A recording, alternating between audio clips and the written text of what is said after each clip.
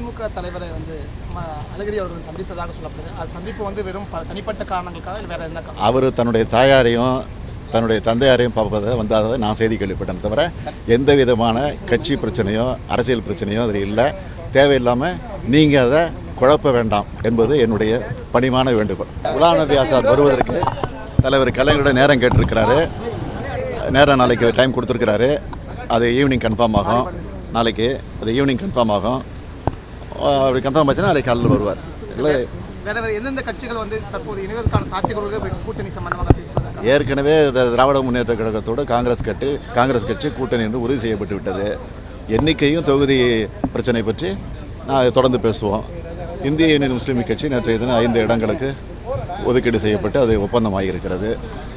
அதே போல் மனிதநேய கட்சி அவரிடத்திலும் பேசப்பட்டிருக்கிறது. அது நாளை மறுநாள் அதுவும் எத்தனை தொகுதிகள் என்ன நடங்கள் என்பது முடிவு செய்யப்படும்.